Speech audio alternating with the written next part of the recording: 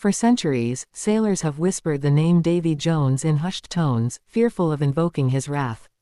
Legends speak of a ghostly figure who rules the depths, a keeper of lost souls, and the guardian of Davy Jones Locker, the final resting place of all those claimed by the sea. But where did this legend come from? Was Davy Jones just a story meant to frighten superstitious sailors, or was there truth lurking beneath the waves? In the year 1750, Captain Elias Turner set sail from Portsmouth aboard his ship, the Stormcaller. A seasoned sailor with years at sea, Turner had heard the tales of Davy Jones Locker but dismissed them as nonsense. He was a man of logic, unafraid of curses, ghosts, or sea monsters. His mission was to transport a cargo of gold and spices to the Caribbean.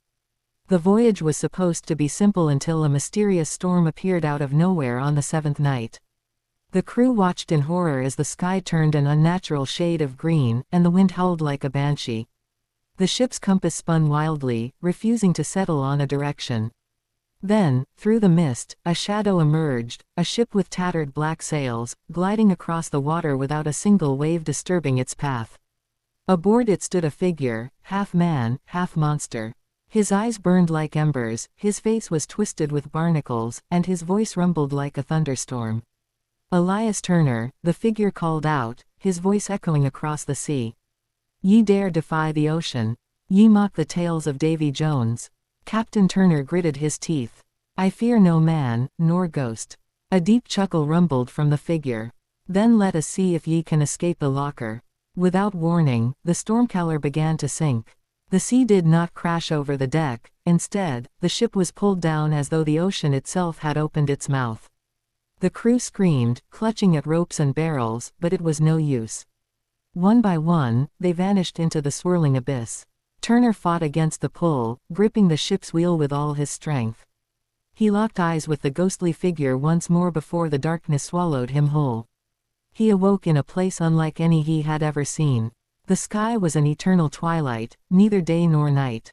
The water was black as ink, and countless ships, some ancient, others new, drifted aimlessly, their masts broken, their sails torn. Whispers filled the air, voices of those lost at sea. Turner turned to see Davy Jones himself, standing atop a coral-covered throne. His clawed fingers drummed against the armrest, and his tentacle-like beard writhed as he spoke. "Welcome to me Locker, Captain Turner. Here, the sea takes what it's owed." Turner refused to surrender. He had spent his life defying fate, and he would not stop now. With a roar, he lunged at Davy Jones, but his hands passed through the monstrous figure like mist.